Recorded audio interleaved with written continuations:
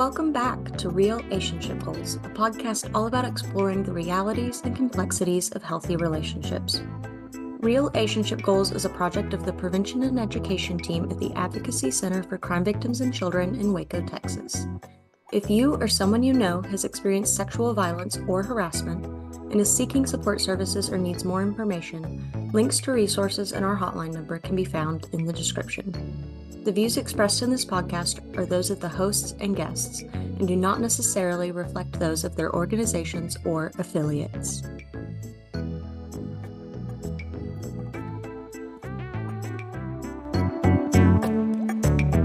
Salud, bless you. All right. Welcome back, everyone, to another episode of Real-ationship Goals. Thank you so much for joining us. My name is Monica. I use they, she pronouns. My name's Elsie. I use she, her pronouns. My name is Ariana, and I use she, her pronouns. And today, all of April is Sexual Assault Awareness Month, but today we are bringing you a special topics episode with the topic being Sexual Assault Awareness Month, which we refer to as SAAM, which is the acronym. And so today we all have different movements, people's day of action that we're going to talk with y'all about. And I can go ahead and start. And so mine is a person and a movement. It's a person who did a movement. Is a movement one person? Anyways, so it's a Columbia student. Her name was Emma Sokolowitz. And really, y'all, this was back in like 2014, I think is when a lot of the articles happened. But this article right here is when she graduated, so 2015. But Emma was raped on her first day of her sophomore year. And, she filed a report and everything with Columbia University, but her case against her abuser was dismissed, and he was allowed to stay enrolled in school at Columbia. And so she was a visual arts major, and so she did a performance art project, and she called it Carrying That Weight, but she carried a twin size mattress with her everywhere to breakfast, lunch, dining hall, classes. And the article that I printed out, she went all the way to graduation with it. Sorry to the viewers who can't, should I go up there? But you can look it up. It's at her graduation, she's walking with it. And in this article, they were actually talking about how there was a rule where like no large items can be on the stage. And so, no one ever really had a concern about that until she was conducting her performance art project. And so then people were like, is she gonna do it? Is she gonna not do it? And I think the school at first was like, don't bring it. Like leave it in your room, please, blah, blah, blah. But I think eventually she was allowed to bring it, so she did it. And I remember hearing about this really, like, obviously I say really young, 2014. I was probably like a sophomore in high school. I remember hearing about it, and I was just like, dang, a mattress. And really the reason she chose it, one, she was raped at college, and carrying the weight of her abuser still at that school, and carrying the weight that like the school didn't handle it well. And she was saying like, yes, it was heavy. She was really intentional about the size, because I mean, if it was like a queen, ooh, that would be really heavy, or a king, right? And all these different things. But I think around this time, she was like one of 23 students who had filed complaints against like Columbia University for mishandling like sexual assault cases. I think they were like federal complaints or something along those lines. But I just think that's very, very powerful. It gives like a visual of like, dang, that's heavy, but that's not the only thing she's carrying. But I did want to add this part, which I'm just kind of ranting. But the person that on here, the language that they use on the article was the student she accused to be her abuser. after the graduation and everything, he filed a gender-based harassment and defamation suit against the school because he said that the suit or he's Columbia sponsored her projects, like her carrying it, which he said resulted in an intimidating, hostile, demeaning learning and living environment. And then he also said that his job prospects, like his career options, were severely jeopardized. And he feared that him and his parents who lived in Germany would not be able to attend the graduation because she was going to bring the mattress. And that just rubbed me the wrong way, and that's my opinion. But I just wanted to share that. And the reason I knew about it, I remember seeing it very briefly, like when I was younger. But I recently read a memoir about another survivor, and she mentioned it. Um, because the survivor that wrote this memoir that I'll talk about later, um, she went to Ivy League school. She went to Harvard. I don't think they handled it well either. And then Columbia. And so that survivor in her memoir referenced this case. And I don't think I said it, but the student's name was Emma Sokowitz. Sokowitz. Yeah. It has the WICZ. All W too I familiar. Yeah. All too Yeah. familiar. But yeah, my person that I wanted to highlight.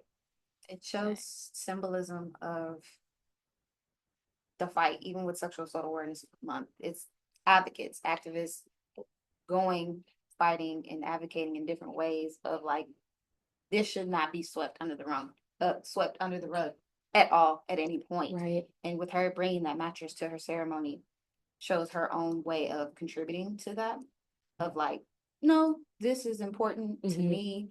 And you guys are not going to just sweep this under the rug. Yeah. You guys are going to pay attention to me. Yes. Uh, I really appreciate art that ruffles feathers and makes people like really face the uncomfortable.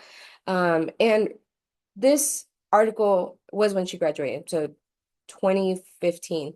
But in the earlier year, when she was doing interviews, she was saying, hey, this may last a day. Because I don't know if I mentioned it, because I've already talked a lot, but she said that she was going to carry it until her abuser was expelled. And so she was like, hopefully it just lasts a day or so, but she carried it up until graduation.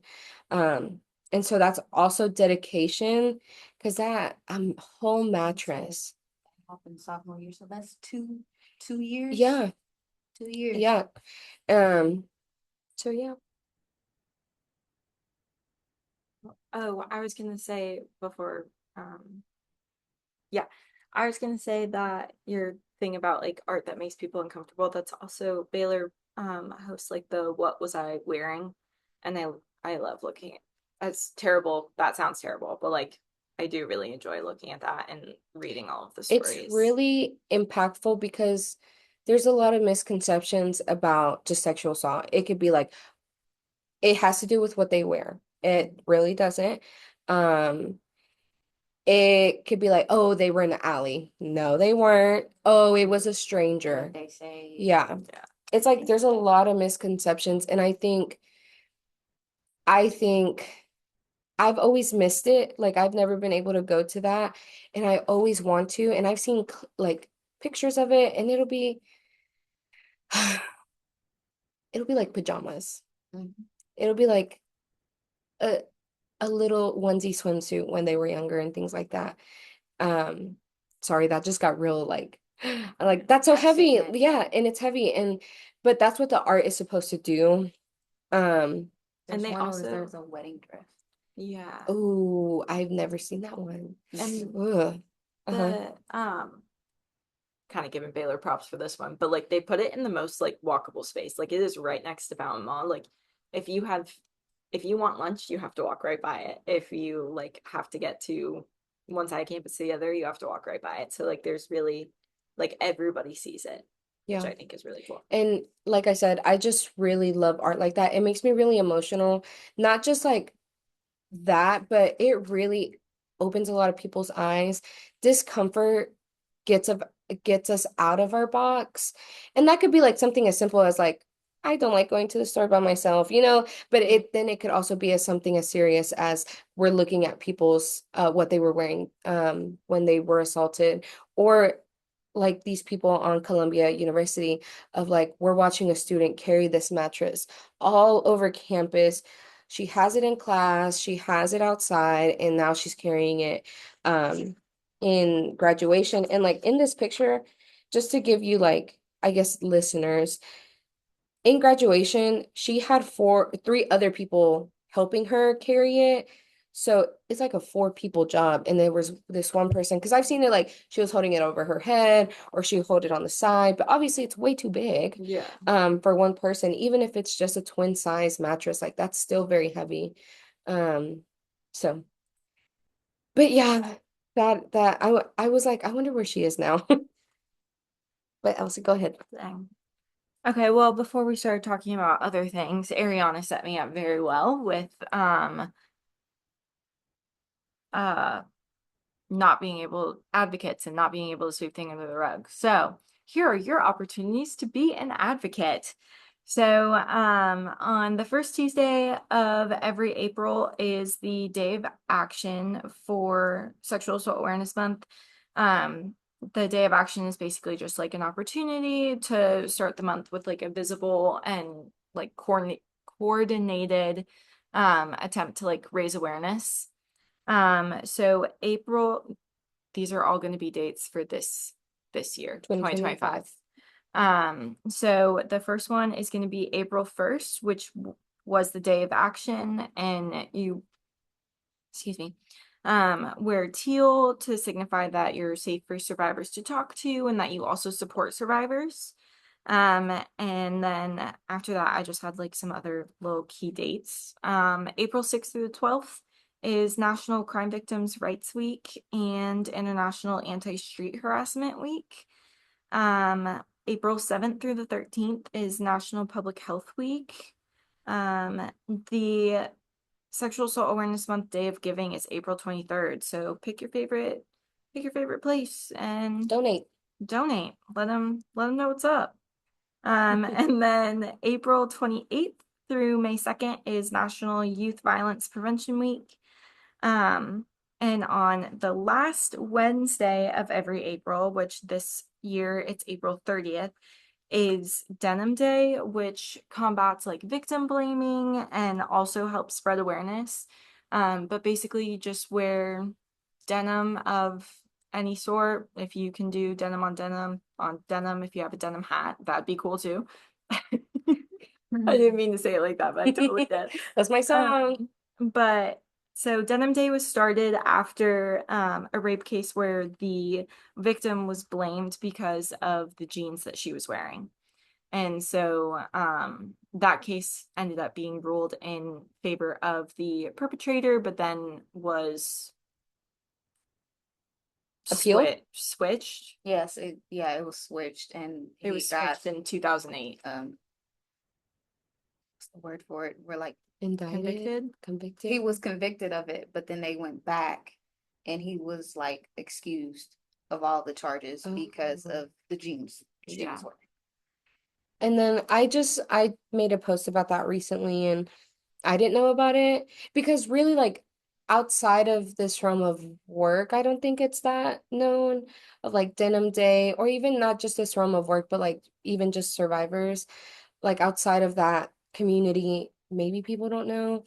And so I was reading about it and I was like, afterwards, the people, because I think it was like in Italy, Yep. the Italian parliament, the women in the Italian parliament, they wore jeans in solidarity. And I was like, dang, like I just be wearing jeans for fun. Like but there can be a meaning behind it. And one thing about me is I love fashion. So I was like, that's really nice. And then I found out the term Canadian tuxedos. I was trying to put those words together. That's like literally denim on denim. But sorry, what I read, since this case was in Italy, it was how you said, where like he was convicted and then it got reversed because of the jeans that she was wearing. But then there were like quite a few movements that happened after that. And I want to say that the Supreme Court in the US said that that case couldn't be used as like precedent for any other case in 2008. That being said, please double check me on every fact that I just said, because now I'm not sure. But I know for a fact that's where Denim Day came from. I was gonna add, because I just saw it yesterday, and it's fairly new, and I don't know if it's like nationally recognized, but this organization called PAVE, which stands for Promoting Awareness and then Victim Empowerment. They founded like back in 2023 the first National Sexual Assault Advocate Appreciation Day. So that's April 21st this year. I don't know if it falls like a certain Thursday or Friday every year, but it's fairly new. I mean, April 2023 is when it was founded. So I just want to add that date on there.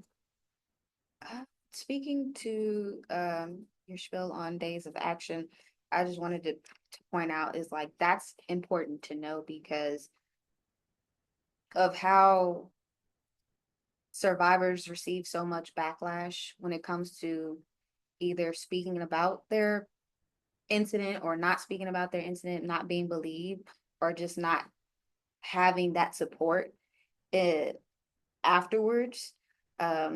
Just little things like that is very important for survivors to know that like we see you, we know, and we're here for you. And it's small little things like that is very important. I was gonna say I often use fashion as a way to start conversations too. So often, like if I know I'm going to like a networking event, I'll try to wear like something really bright or something really like eye-catching so people can come up and talk to me. And ever since like the beginning, probably like late March, honestly, I'm like, what am I gonna wear for denim day, right? Like what can I wear that'll catch different things? So like I have like two-tone denim, I have denim with like little flower stencil thingies at the bottom. And I'm like, that'll be a way for me. Like say I wasn't working in this realm and I was not a survivor, like that could be an easy way for me to be like, hopefully somebody compliments me. You know, you just always hope somebody will be nice enough to compliment you.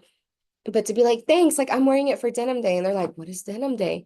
Like, sit down, like, thank you for asking, right? Type of thing. So I think that's also like a very gentle way of like trying to be like, I stand in solidarity with survivors, and things like that. Yes, I'm the last one. It's your turn. Okay. So I have a person. Her name is Mary P. Koss. Mary Koss led the first large-scale survey of rape prevalence on college campuses, leading to the 1987 study, the scope of rape, incidence, and prevalence of sexual aggression and victimization in a national sampler of higher education students. That was a long but this groundbreaking study researched the prevalence and effects of sexual violence on women's lives and informed policy and practice.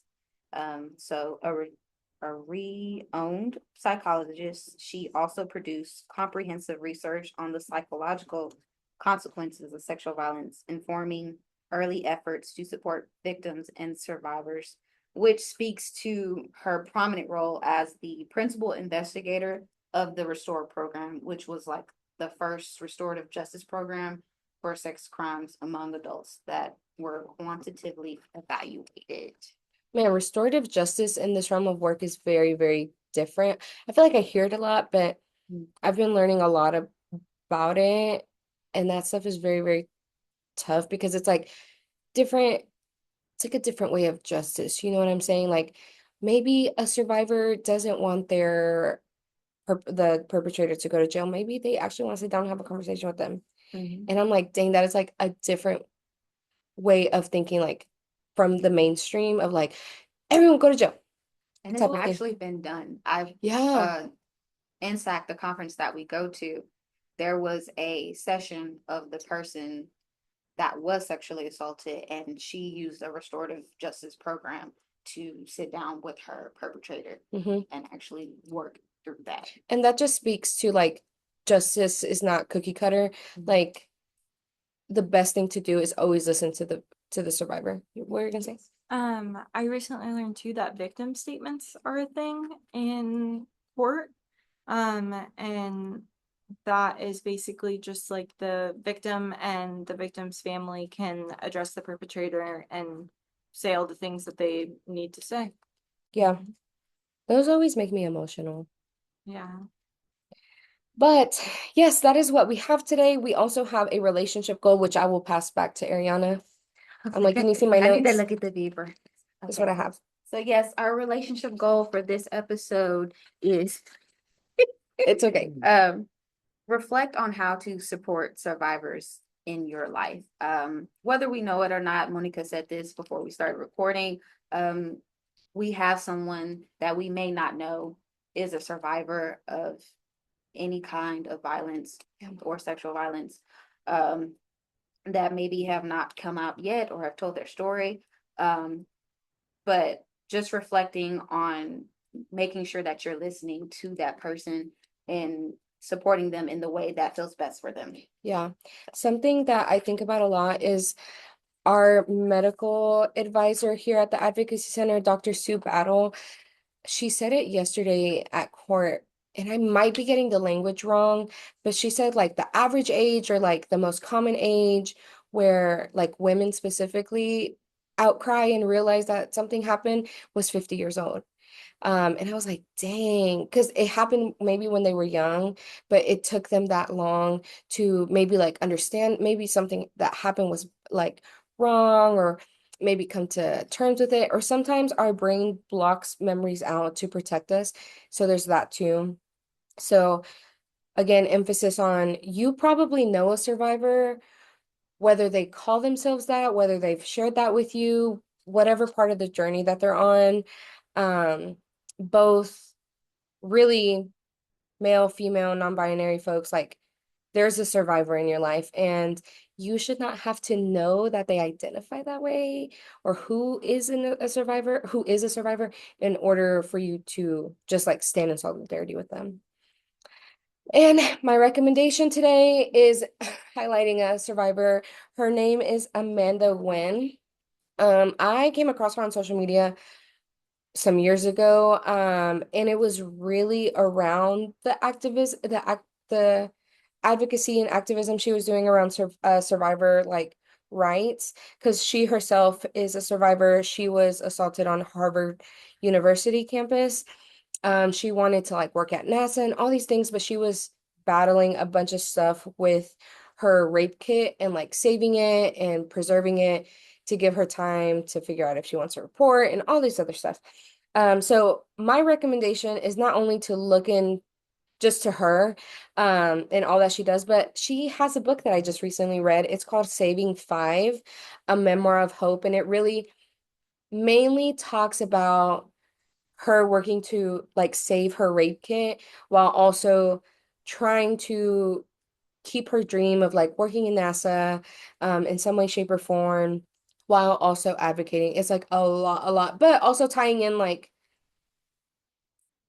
it's like almost like a spoiler, but like Saving 5, she talks about herself at like 5 years old, 15 years old, 20 something years old, and 30 or something like that, like different aspects of it, and she kind of keeps bringing them in throughout the memoir. It's I really like it. I never ever rate memoirs because I'm like, that's y'all's story, but I really enjoyed it. So that's my recommendation. Do you have anything else? Well, you guys, that is all that we have for y'all today. Thank y'all so much for tuning in again. Of course, if you want to keep up with us, you can always follow us on Instagram or Facebook at Advocacy Waco. If you want more P&E, prevention and education specific stuff, you can follow us on Instagram at ACCVC_prevention. And that is all. Bye.